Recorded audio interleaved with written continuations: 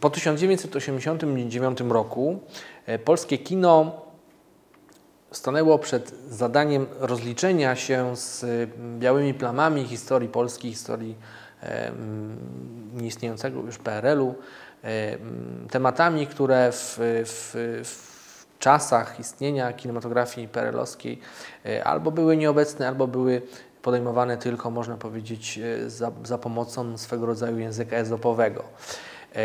Nastąpiło uwolnienie tematów i jednym z takich bardzo ważnych tematów, z którym musiało się zmierzyć polskie kino właśnie po 1989 roku, było rozliczenie z okresem stalinizmu.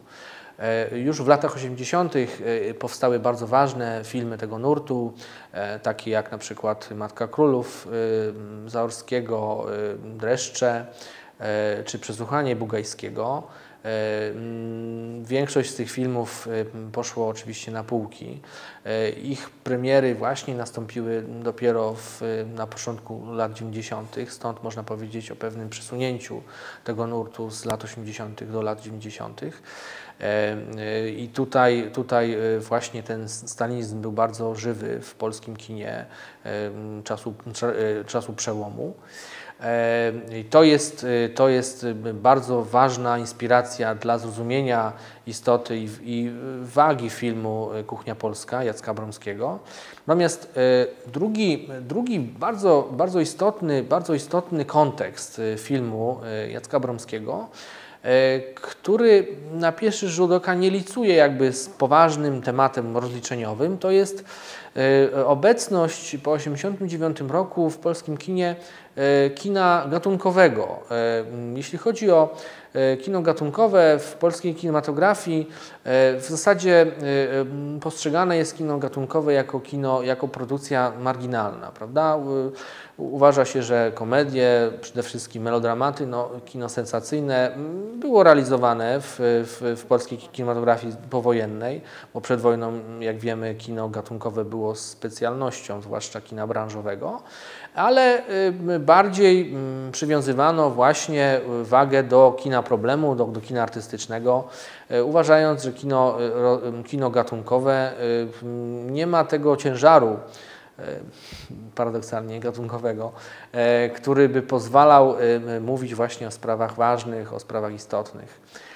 Film Kuchnia Polska Jacka Bromskiego jakby przełamuje ten paradygmat, ponieważ Jacek Bromski to jest reżyser, który konsekwentnie uprawia już od swojego debiutu zrealizowanego w latach 80. musicalu Alicja, opartego na kanwie powieści Karola Alicja w Krainie Czarów, właśnie kino gatunkowe. Dość powiedzieć, że Jacek Bromski jest reżyserem jednego z najsprawniej zrealizowanych, najciekawszych filmów policyjnych, filmów sensacyjnych, czyli filmu Zabij mnie Glino, który wylansował Bogusława Lindę jako supertwardziela polskiego kina. Pasikowski, który wykorzystał później Lindę w swoich filmach, można powiedzieć, był epigonem Bromskiego w jakimś sensie.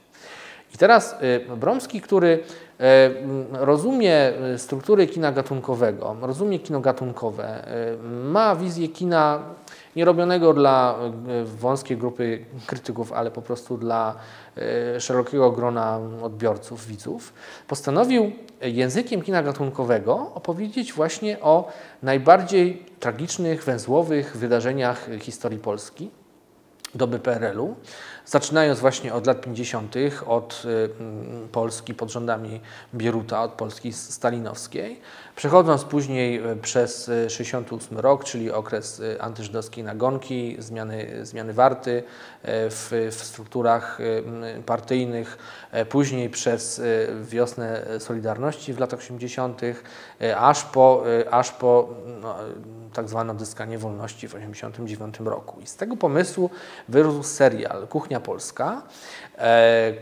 który zrealizował właśnie Jacek Bromski w 1991 roku. Rzecz bardzo istotna w studiu Zebra, którego szefem, pomysłodawcą był Juliusz Machulski, jest Juliusz Machulski, można powiedzieć najwybitniejszy spec w polskim kinie od kina gatunkowego właśnie, przebojowego kina gatunkowego, które też okazuje się może być nośnikiem ważnych ideowych, a nawet metaforycznych treści. Patrz, Seksmisja. I otóż w Zebrze Bromski, który przez lata był szefem literackim zespołu filmowego Zebra, realizuje serial Kuchnia Polska, a z tego serialu wyłaniają się dwie pełnometrażowe produkcje filmowe. Tutaj chciałbym wspomnieć o tym, że taka specjalność, to znaczy robienie serialu i później wykraiwanie z tego serialu pełnometrażowych produkcji filmowej, była specjalnością nie tylko polskiego kina, choć polskiego kina również. Dość powiedzieć, że na przykład taki serial jak Janosik, czy z ambitniejszej produkcji chociażby Dekalog, też to były seriale, z których wykrojono jakby filmy pełnometrażowe. Zresztą i po dziś dzień robi się, jest to praktyka także polskiego kina, Przedwiośnie czy Janosik, remake też zresztą. To są filmy, z których najpierw były seriale, a później z tych seriali wykrojono jakby filmy pełnometrażowe. Więc film Kuchnia Polska z 1991 roku jest, można powiedzieć, taką filmową, pełnometrażową, kinową wersją dwóch pierwszych odcinków w serialu Kuchnia Polska. Opowiada o czasach stalinowskich. Cały film, jak i cały serial, można powiedzieć, ma takich trzech głównych bohaterów, to znaczy członków trzech rodzin. Prawda? Rodziny polskiego chłopa, który dzięki PRL-owi awansuje jakby w strukturach społecznych, którego gra Piotr Machalica w pierwszym filmie, żydowskiego inteligenta, który jest reprezentantem nowej władzy ludowej, partii, o nazwisku Bergman, którego gra w filmie Kuchnia Polska Krzysztof Kolberger, i byłego posiadacza ziemskiego, który w czasach PRL-u stracił cały swój majątek i teraz żyje, można powiedzieć, na marginesie życia, egzystencji społecznej. Losy tych trzech ludzi, dodajmy do tego oczywiście jeszcze można powiedzieć, w filmie Kuchnia Polska głównej bohaterki filmu, czyli żony porucznika RAF-u, polskiego oficera, który w latach 50. wraca do Polski, aby zostać przypadkowo aresztowanym przez SB, przez oficerów, przez członków Urzędu Bezpieczeństwa, i zostaje główny bohater wplątany jakby w całą aferę szpiegowską. Jego żona w tej roli, Krystyna Janda, próbuje mu pomóc, chcąc go wyciągnąć z kazamatów Urzędu Bezpieczeństwa, a później chce sama wyjechać, uciec z kraju. Chcąc to osiągnąć, nawiązuje właśnie romans z innym z bohaterów filmu, czyli z Bergmanem, którego gra Kolberger. A więc te powikłane ludzkie losy tych bohaterów, które przecinają się w bardzo dramatycznym splocie fabularnym, ukazanym przez Bromskiego, ze sprawnością, można powiedzieć, realizacyjną, z taką lekkością, która powoduje, że najbardziej dramatyczne, można powiedzieć, ciężkie wydarzenia są kupowane przez widza i wywołują u niego nie tylko emocje, ale też i przemyślenia. Jednocześnie nie zjeżdżając jakby uwagi odbiorcy właśnie w rejony kina egzystencjalnego, kina takiego właśnie artystycznego, kina, które kładzie nacisk na ten element martyrologiczny. I jakby to wpisanie tych wydarzeń bardzo tragicznych w tą formułę kina gatunkowego, tego kina, które dobrze się ogląda, powoduje, że ten film, który oczywiście w jakimś sensie nawiązuje właśnie do filmów artystycznych, można powiedzieć par excellence, właśnie do Przesłuchania, czy do Zmór, czy do Matki Królów, osiąga, można powiedzieć, taki wymiar kina inteligentnego, kina gatunkowego, inteligentnego kina rozrachunkowego, które z jednej strony jest kinem problemu, kinem rozrachunkowym, ale z drugiej strony jest właśnie kinem gatunkowym, ponieważ co jest najistotniejsze właśnie w przypadku filmu Kuchnia Polska,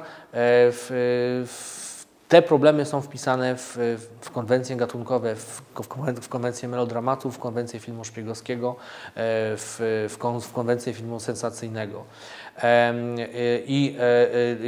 A co za tym idzie, i to jest też rzecz bardzo istotna, że film Bromskiego, mimo tego gatunkowego zastosowania pewnych matryc do opisywania poważnych problemów historii Polski, unika jednoznaczności. I bohaterowie, których pokazuje w swym filmie Bromski, są dalecy od jednoznaczności.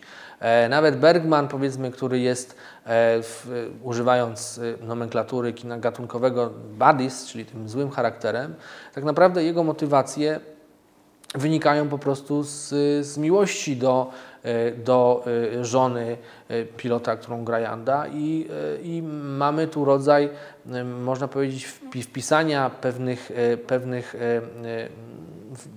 na pozór jednoznacznych reakcji ludzkich w bardziej złożony kontekst. A więc film Kuchnia Polska jest filmem, który, nawiązując też w jakimś sensie do innych filmów nazwanych przez historyków czy krytyków filmowych, tak zwanych filmów panoram historycznych, no, do takich najwybitniejszych panoram historycznych filmowych można zaliczyć chociażby Wiek XX Bertolucciego, czy chociażby filmy Williama Wylera amerykańskie, Najlepsze lata naszego życia. Więc tu wzorce, można powiedzieć, Bromski ma bardzo istotne, bardzo ważne dla całej historii kina światowego, a więc skorzystanie właśnie z tych matryc kina gatunkowego pozwoliło na stworzenie filmu, który unikając niepotrzebnego zagęszczenia materii filmowej, zagęszczenia intelektualnego, mówi w sposób atrakcyjny o kwestiach bardzo trudnych, które przecież i po dziś dzień stanowią przedmiot polemik i dyskusji nie tylko historyków, ale ludzi, którzy przecież jeszcze te czasy pamiętają, i ludzi, których te czasy jeszcze ukształtowały. Drugim filmem, który wyrósł jakby z serialu Kuchnia Polska, jest rok 1968, Szczęśliwego Nowego Roku, który miał premierę rok później, który dotyczy wydarzeń właśnie nagonki antyżydowskiej w 1968 roku, wydarzeń, które miały związek ze zmianą warty na szczytach komunistycznej władzy. Sam Bromski wciąż jest wierny w formule kina gatunkowego. Myślę, że najciekawszym z jego ostatnich filmów jest film Uwikłanie, który również dotyka w sposób bardzo atrakcyjny, formalnie gatunkowo, bo jest to film sensacyjny, thriller, problemu nierozliczenia się elit społeczeństwa polskiego właśnie z czasami komunizmu.